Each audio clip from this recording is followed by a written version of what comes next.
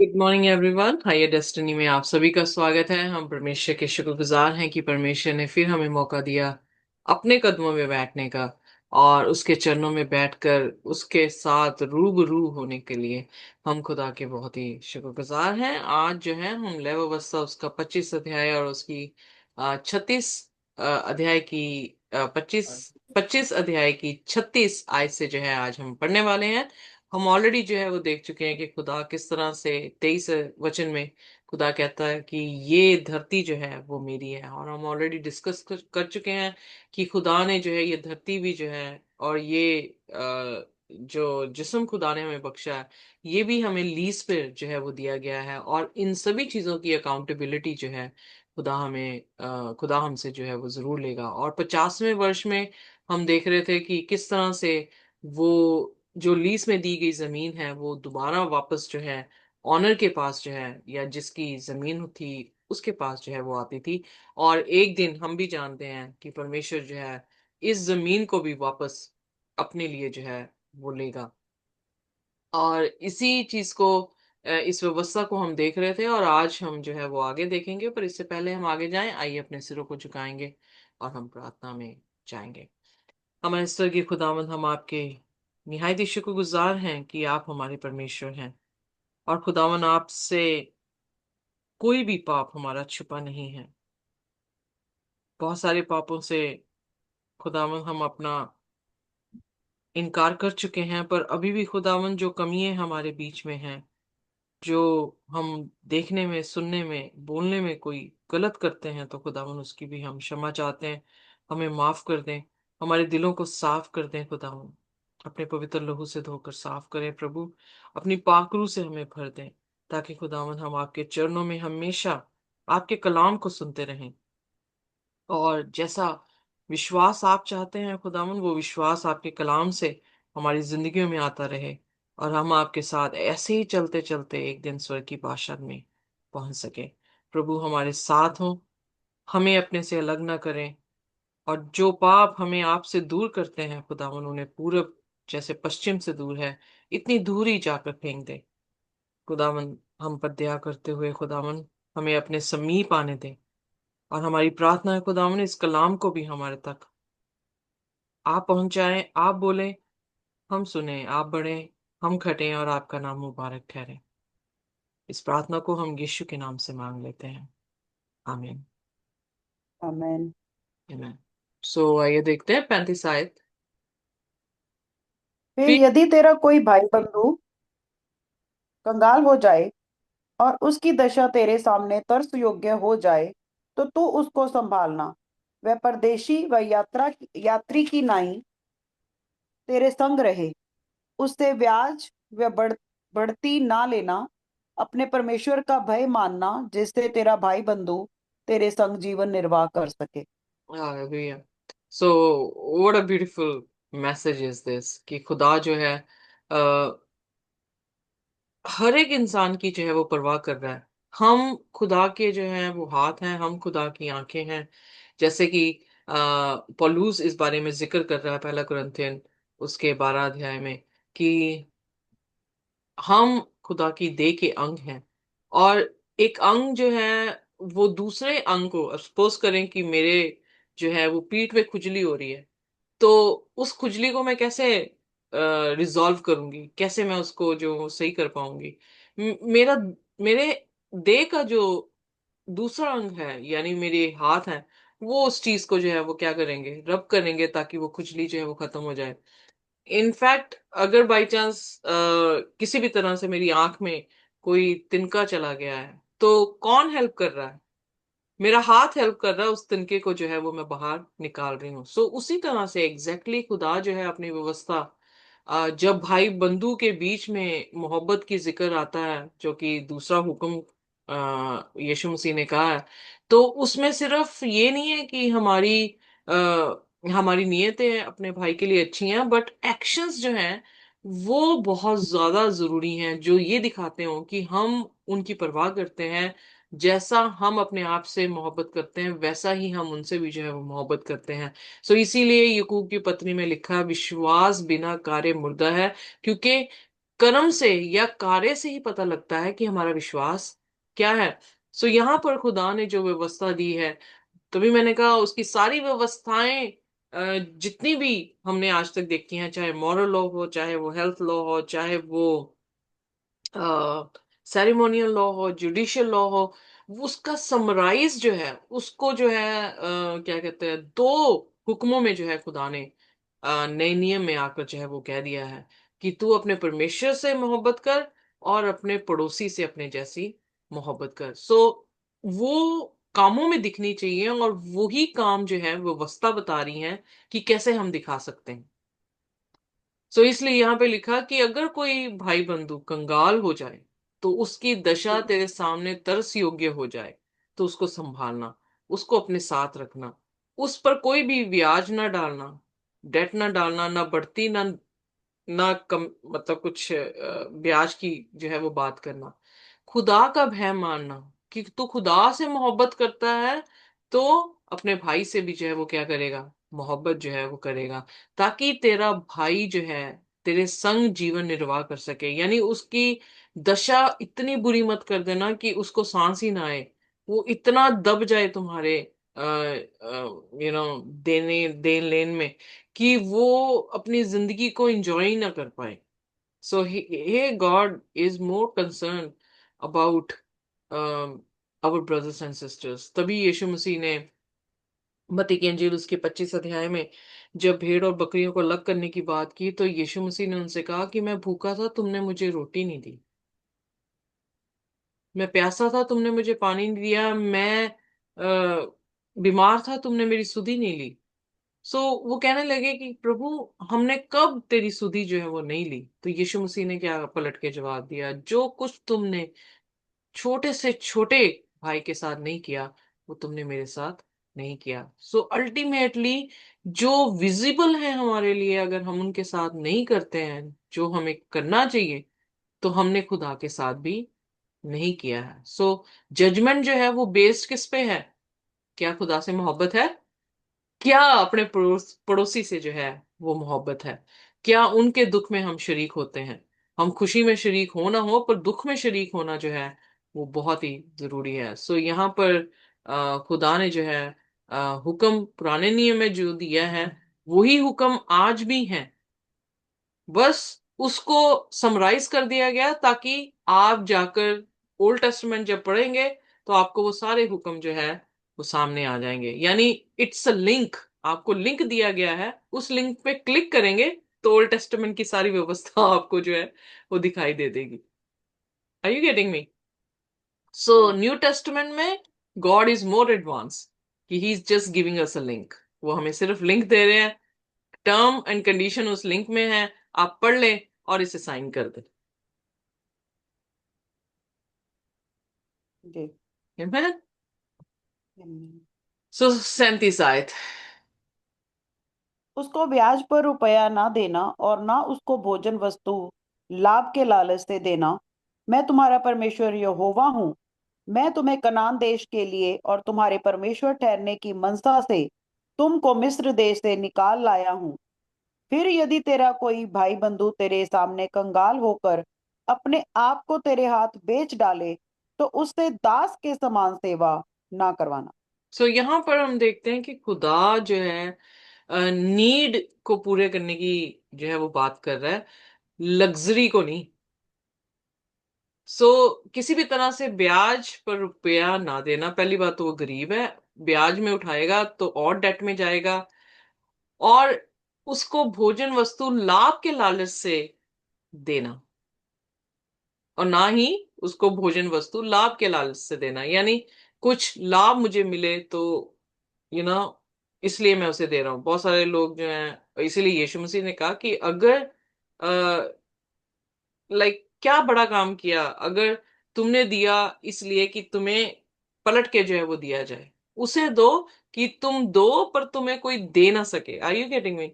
Verse मुझे जो याद नहीं है कि कहाँ पर है, पर यीशु मसीह ने ये शब्द जो है वो वहां पे कहे हैं कि अगर तुम देते हो कि क्योंकि तुम्हें मिलेगा, तो तुमने कुछ बड़ा काम नहीं किया। उन्हें दो जहां से तुम्हें मिलेगा नहीं। सो इसलिए जब ब्याज में रुपया देने की बात आई है, उसे मत देना, या किसी लाभ या किसी लालच के कारण दे रहे हो तब भी ना करना, क्योंकि परमेश्वर तुम्हें क्या, कनान से, सॉरी, मिस्र से जो है कनान में लेकर आया है, तो इसका अर्थ है कि गुलामी से लेकर आया है, दोबारा गुलाम मत बनना और ना बनाना। और फिर उसके बाद 39th वर्स में लिखा कि सामने कंगाल को कर अपने, सॉरी, अगर कोई इंसान इतना गरीब हो चुका है कि वो अपने आप को आपके हाथों में बेच रहा है, तो उसका ज्यादा फायदा मत उठाना, क्योंकि वो अपने हालातों के कारण जो है यहां तक पहुंचा है, और अब उसको जो है और बुरा उसके साथ व्यवहार ना करना। सो यहाँ पर जो है वेल बींग का जो है वो जिक्र आ रहा है कि खुदा जो है आज भी हमारे कल्चर में, वेस्टर्न कल्चर में जो है वेल बींग जो है वो लॉ है, जिसमें हम हर एक की वेल बींग को देखते हैं। अगर बाई चांस कोई स्ट्रेस में है तो उसका स्ट्रेस हम कैसे दूर कर कर सकते हैं, अगर कोई डेट में है तो उसका डेट कैसे हम इजीली जो है वो पेएबल हो सके। It's all come unto well being. So इसलिए खुदा ने जो है लोगों की वेलबींग की परवाह की है कि वो लोग जो है किसी भी तरह से गलत ना हो सके। सो इसलिए खुदा जो है यहाँ पर अपनी व्यवस्था दे रहा है ताकि हम एक दूसरे की जो है परवाह करें, एक दूसरे की वेलबींग को देखें, और स्ट्रेस जो है वो ज्यादा क्रिएट ना करें, स्ट्रेस निकालने की कोशिश करें, क्रिएट करने की ना करें। फिर 40 आयत में लिखा जी, वह तेरे संग है मजदूर व यात्री की नाई रहे और जुबली के वर्ष तक तेरे संग रहकर सेवा करता रहे। तब वह बाल बच्चों समेत तेरे पास से निकल जाए और अपने कुटुंब में और फिर पितरों की निज भूमि में लौट जाए। ओके। सो यहाँ पर फिर वही बात है कि 50 साल तक जो है वो तेरा दास बना रहेगा, पर 50 साल के बाद उसे क्या मिलेगी, आजादी मिलेगी, वो वास्तव में नहीं रहेगा। सो इनफैक्ट जब हम निर्गमन पढ़ रहे थे तो निर्गमन में भी 20 21 अध्याय से हम जब पढ़ रहे थे तो वहां पर भी यही जिक्र था कि 6 साल वो तेरा दास बने, साथ में जो है आजाद कर दिया जाए। यहां पर है अगर बाई चांस वो और आगे एक्सटेंड कर देता है अपना, फिर उसके बाद 50वां साल उसकी जो है वो आजादी का दिन जो है वो होना चाहिए। फोर्टी जी, वन वर्स क्योंकि वे मेरे ही क्योंकि वे मेरे ही दास हैं जिनको मैं मिस्र देश से निकाल लाया हूँ। इसीलिए वे दास की रीति से ना बेचे जाएं। उन पर कठोरता से अधिकार ना करना, अपने परमेश्वर का भय मानते रहना। सो यहाँ पर जो है इक्वेलिटी है, जो कि आज हमारी सोसाइटीज, कम्युनिटीज जो हैं वो स्ट्रगल करती हैं और अपनी इक्वेलिटीज को मेंटेन करना चाह रही हैं। तो यहाँ पर खुदा ने उनके, अगर बाई चांस मैं अपने आप को बेचती हूँ, तो मेरे साथ साथ बच्चे भी जो हैं वो उसी चीज में गिरफ्तार हो रहे हैं। बट जब 50वां साल आ रहा है तो मेरे बच्चों के समेत जो है मैं रिहा हो रही हूँ, तो कोई भी ऐसी क्या कह सकते हैं कि कोई भी ऐसी ऑब्लिगेशन नहीं रह जाएगी, ना मेरे पे ना मेरे बच्चों पे, और हम जो है वो आजाद होंगे। जब हम लोन लेते हैं तो लोन जो है अगर बाई चांस मैं नहीं छुड़ा पाती हूँ तो नेक्स्ट कौन है जिनको कहा जाता है कि लोन दिया जाए? फैमिली को कहा जाता है, हस्बैंड को कहा जाता है, अगर हस्बैंड नहीं है तो बच्चों को कहा जाता है कि वो भर दें लोन। पर जब मैं लोन से आजाद हूं तो कोई भी ऑब्लिगेशन मेरे बच्चों पर जो है वो नहीं है। एम आई राइट? सो जी, उसी चीज को यहाँ पर जो है वो बताया गया है कि खुदा ने एक टाइम नियुक्त किया है, चाहे मैं भर पाऊं चाहे ना मैं भर पाऊं, पर एक टाइम है, अगर मैं उस टाइम पीरियड में आ गई हूं तो जिसका भी मैंने जो देना है वो मुझे आजाद करेगा, और मैं जो हूं वो रिहा हो सकती हूँ। और तेरे यहाँ जो पर, दास सॉरी, और यहाँ पर जो है खास करके फिर खुदा ने यहाँ पे एम्फसाइज किया है कि मैं मिस्र से निकाल कर लाया हूँ, ये मेरे दास हैं। यानी आपको एक जमीन लीज पे दी जा रही है, इंसान आपको दिए जा रहे हैं, जमीन भी खुदा की है और वो इंसान भी किसके हैं, खुदा के हैं। सो हमारी अकाउंटेबिलिटी जो है जमीन के प्रति, अपनी देह के प्रति, क्योंकि हम भी मोल खरीदे हुए हैं, और अपने भाई बंधु के प्रति सारी अकाउंटेबिलिटी जो है हमें खुदा को उस जजमेंट में जो है वो देनी पड़ेगी कि हमने कैसा रवैया जो है उनके साथ किया। तेरे जो दास दासियां हों वे तुम्हारी चारों ओर की जातियों में से हों, और दास और दासियां उन्हीं में से मोल लेना। और जो यात्री लोग तुम्हारे बीच में परदेसी होकर रहेंगे, उनमें से और उनके घराने में से भी जो तुम्हारे आसपास हों और जो तुम्हारे देश में उत्पन्न हुए हों, उनमें से तुम दास और दासी मोल लो, और वे तुम्हारा भाग ठहरें। और तुम अपने पुत्रों को भी जो तुम्हारे बाद होंगे उनके अधिकारी कर सकोगे, और वे उनका भाग ठहरे। उनमें से तुम सदा अपने लिए दास लिया करना, परंतु तुम्हारे भाई बंधु जो इजरायली हो, उन पर अपना अधिकार कठोरता से ना जताना।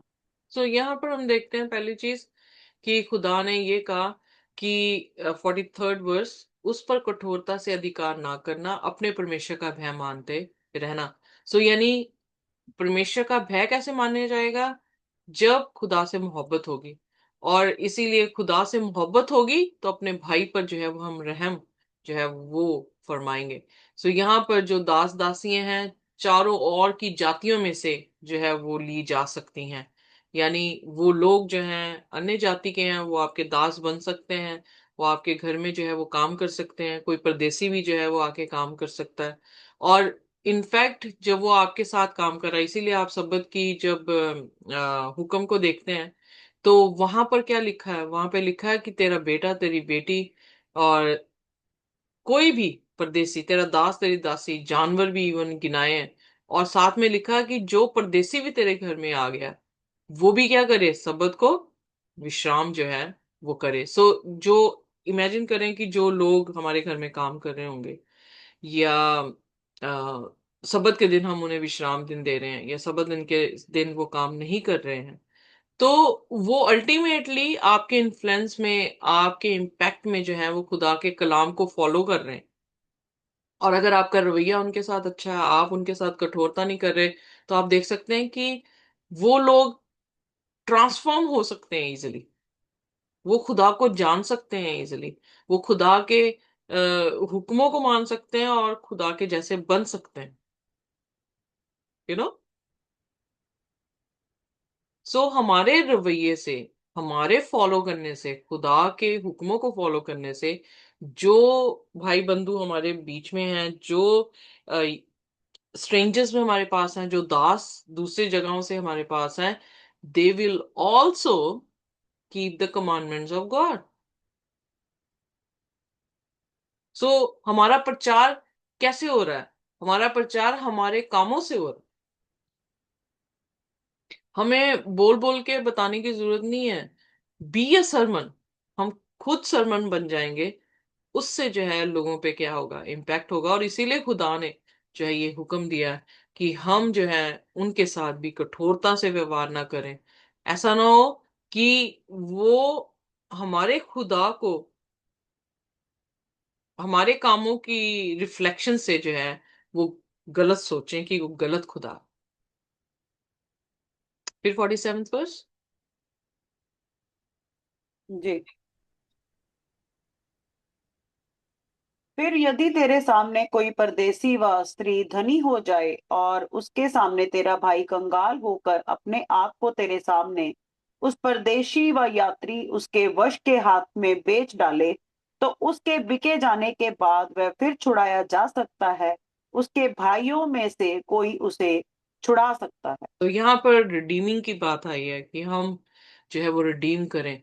सपोज करें कि अगर मेरा भाई जो है वो कर्जे में हो और वो किसी की गुलामी में चला जाए, तो ये मेरा फर्ज है कि मैं उसका कर्जा जो हूँ वो खत्म करूं, ताकि उसे जो है मैं आजाद कर सकूं।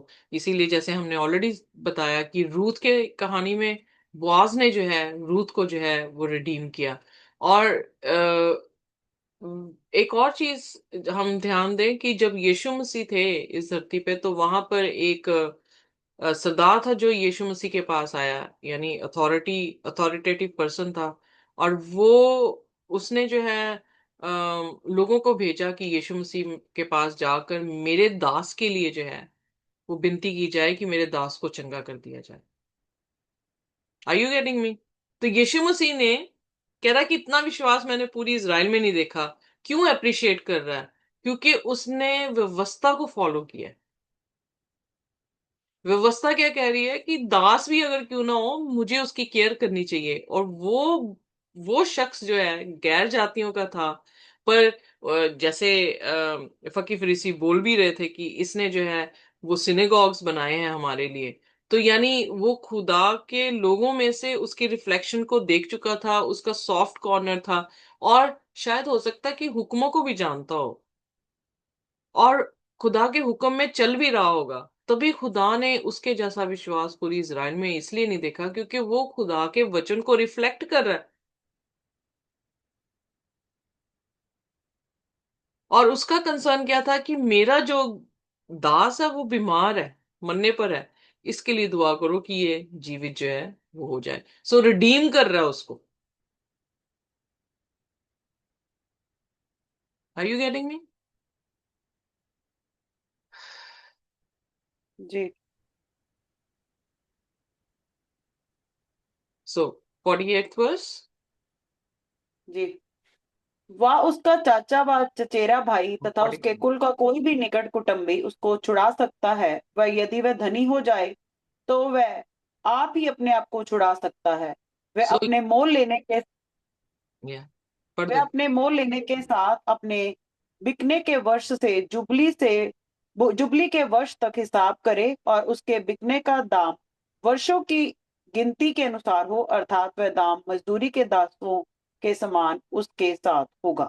Okay, so ultimately it's very clear कि कोई भी रिडीम कर सकता है। और 50 साल जो था एक स्टैंडर्ड मेजरमेंट था, एक स्टैंडर्ड टाइम पीरियड था, जिसके हिसाब से जो है उनकी जो दाम जो था मजदूरी का, उसके हिसाब से उसकी कैलकुलेशन जो है वो की जा सकती थी।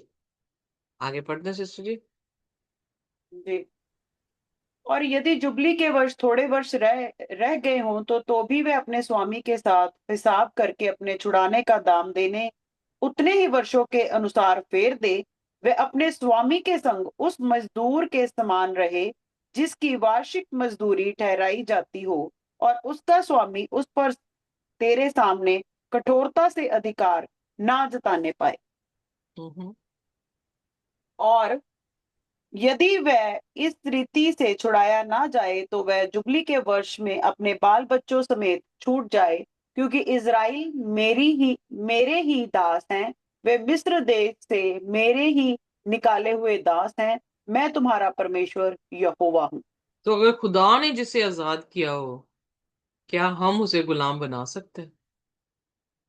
नहीं।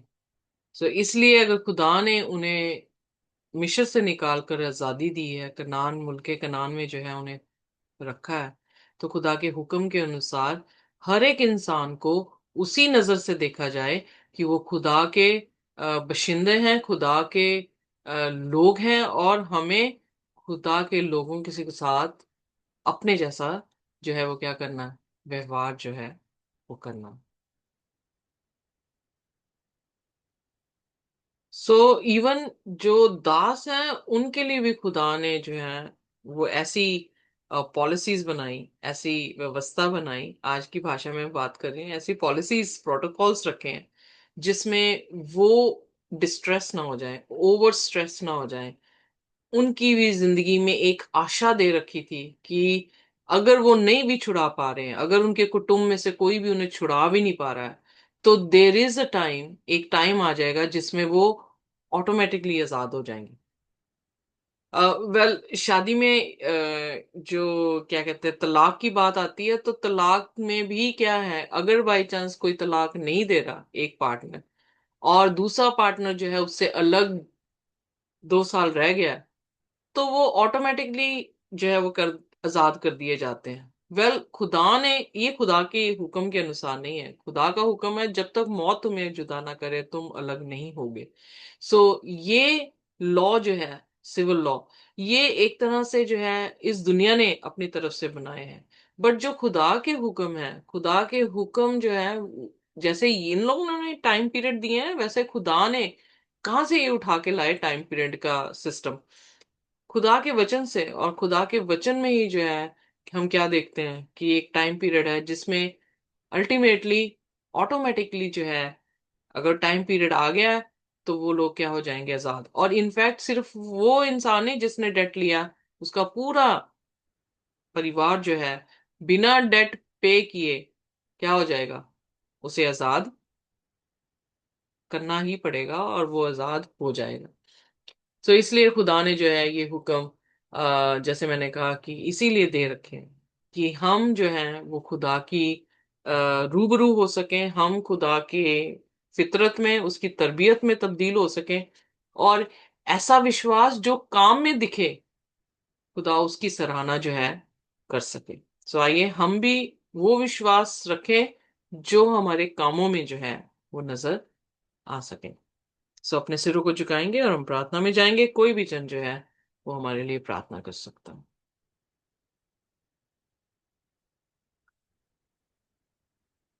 आसमानी बाप, हम आपके शुक्रगुजार हैं, धन्यवाद करते हैं इस समय के लिए जो आपने हमें दिया। हम बहुत सारी चीजों में निकम्मे हैं खुदावन, बहुत सारी चीजों में हम कमजोर हैं, और हमें समझ भी नहीं आता खुदावन कि हमने कहाँ पर गुनाह किया है, हमने कहाँ पर उस बोझ को नहीं उठाया जो हमारे भाई बहन अकेले बोझों को उठा रहे हैं। पर हमें ये खुदावन आप कुव्वत और ताकत दें कि हमारा विश्वास खाली ना हो, बल्कि हमारा विश्वास कामों में दिखे, और वो विश्वास खुदावन एक अलग सा विश्वास हो जो आप पूरी दुनिया में ना देख पाओ। हमें भी ऐसा ही बनाए खुदावन जैसा आपका कलाम कहता है, और हमारी आंखें खोलें ताकि हमें दिख सके कि कहाँ पर हमने अपनी सेवकाई अपने भाई बंधु के साथ जो है वो देनी है, इवन अपने परिवार के साथ, अपने हस्बैंड्स के साथ, अपने बच्चों के साथ, माँ बाप के साथ जो है हमारे जो कर्तव्य हैं उन्हें हम कर सकें। हमें क्षमता दें, हमें ताकत दें, और खुदावन हमें अक्ल दें कि किस तरह से करना है। हमें ब्लेस करें। इस प्रार्थना को हम यीशु के नाम से मांगते हैं, आमीन। आमेन। सो खुदा की शांति और उसका अनुग्रह हमारे साथ जब तक कि हम प्रभु यीशु मसीह को रूबरू ना देख लें, इसी तरह से बना रहे। आमीन।